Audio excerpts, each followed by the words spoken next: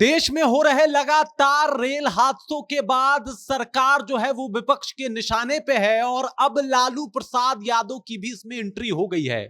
लालू प्रसाद यादव इस मामले को लेके बमक के फायर हैं और सरकार को उन्होंने कटघरा में खड़ा कर दिया है। क्या कुछ कह दिया है सरकार को, जिसके बाद कहीं ना कहीं बीजेपी गवर्नमेंट की नींद हराम हो जाएगी। इस पूरी जानकारी से हम आपको रूबरू कराएंगे, लेकिन उससे पहले मेरा नाम है रजत और आप देख रहे हैं जनता जंक्शन। लालू प्रसाद यादव की एंट्री हुई है।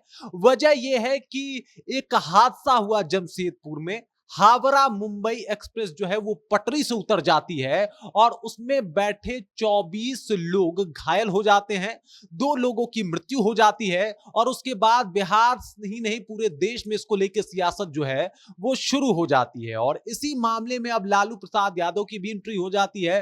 लालू प्रसाद यादव बीजेपी को घेरते हुए नजर आते हैं। लालू प्रसाद यादव ने जो अपने एक्स हैंडल पे जाके लिखा है वो बयान कहीं ना कहीं बीजेपी को रात में सोने नहीं देगा, क्योंकि एक बार फिर से जिस तरीके से वो इस बात का मुद्दा बना रहे हैं वो विपक्ष के लिए आने वाले वक्त में ठीक नहीं है। क्या कुछ लिखा है लालू प्रसाद यादव ने, सबसे पहले मैं ये आपको पढ़ के बता देता हूं।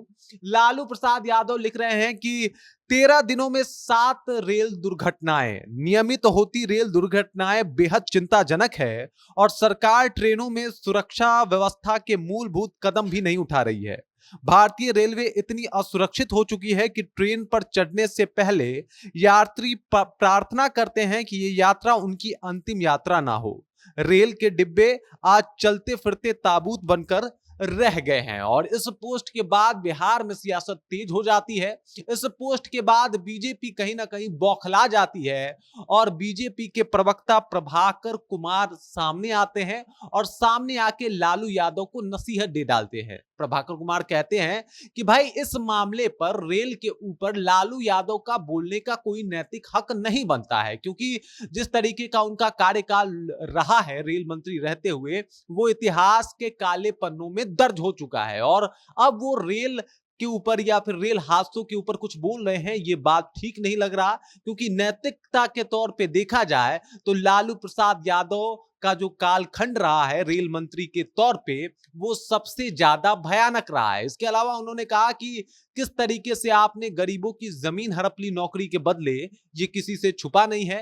किस तरीके से रेल में उस वक्त रेले और ट्रेन जो है वो लेट आती थी, ये भी किसी से रुका नहीं है। आज मोदी जी के कार्यकाल में ट्रेन जो है वो बड़ा शानदार काम कर रही है। वंदे भारत एक्सप्रेस जैसी ट्रेनें चलाई जा रही है जो कि कहीं ना कहीं पूरे भारत को प्रगति के दिशा में ले जा रही है। अब आप समझ सकते हैं बीजेपी इस मामले में बौखला गई है, बीजेपी परेशान हो गई और इसी वजह से लालू यादव को घेरते हुए लालू यादव के ऊपर बात करते हुए नजर आई।